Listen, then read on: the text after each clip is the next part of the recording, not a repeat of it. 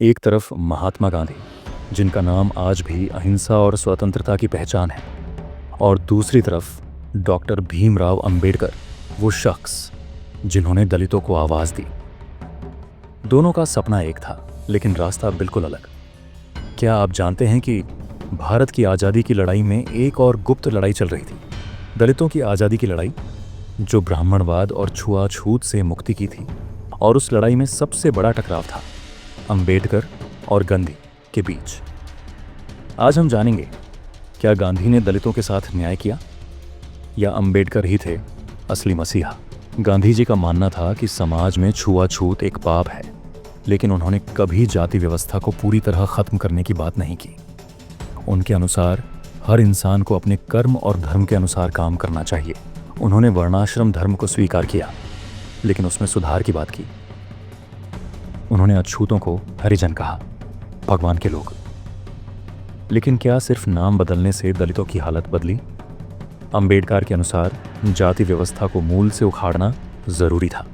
उनके लिए छुआछूत सिर्फ एक सामाजिक समस्या नहीं, बल्कि ब्राह्मणवादी सत्ता का षड्यंत्र था, जो हजारों साल से दलितों को इंसान नहीं मानती थी। यहां से शुरू होता है भारत के दो सबसे बड़े विचारों का टकराव। क्या था दलितों का हाल? स्कूलों में दाखिला नहीं, मंदिरों में प्रवेश, वर्जित कुएं, तालाब और सड़कें तक अलग, हिंदू धर्म ग्रंथों में वर्णन। ब्रिटिश शासन में कोई सुधार क्यों नहीं हुआ? ब्रिटिश सरकार ने कुछ रिफॉर्म किए, जैसे एजुकेशन मिशन, लेकिन सामाजिक बदलाव के लिए कोई कड़ा कदम नहीं उठाया। दलित अब भी हिंदू समाज के सबसे निचले पायदान पर ही थे।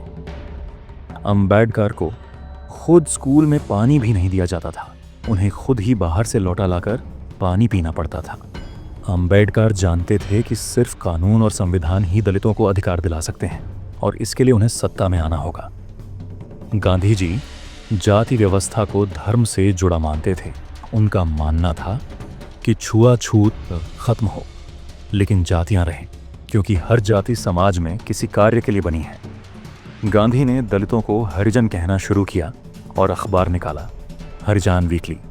लेकिन अंबेडकर ने इसका कड़ा विरोध किया। उन्होंने कहा, हरिजन शब्द दलितों को कमज़ोर दिखाता है, हम इंसान हैं, भगवान के नहीं। 1932 का पूना पैक्ट, सबसे बड़ा मोड़ ब्रिटिश सरकार ने कम्युनल अवार्ड दिया था, जिसमें दलितों को अलग चुनाव क्षेत्र और प्रतिनिधित्व दिया गया था, सेपरेट इलेक्टोरेट। अंबेडकर ने इसे स्वीकार किया, क्योंकि इससे दलित स्वतंत्र रूप से अपने नेता चुन सकते थे। लेकिन गांधी जी ने इसका विरोध करते हुए आमरण अनशन शुरू कर दिया।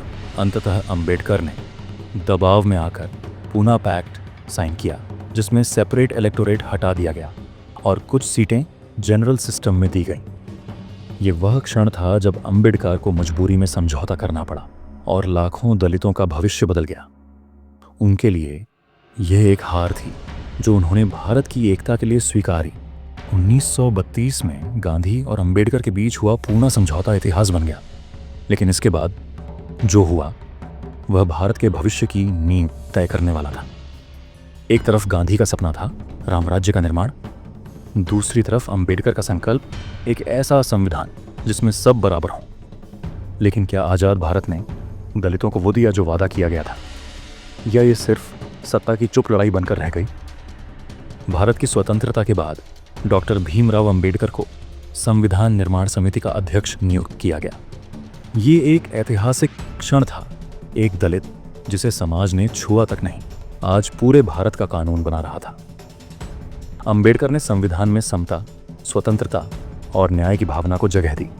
उन्होंने जाति व्यवस्था के खिलाफ स्पष्ट प्रावधान रखे। गांधी ने संविधान निर्माण प्रक्रिया में सीधा हिस्सा नहीं लिया।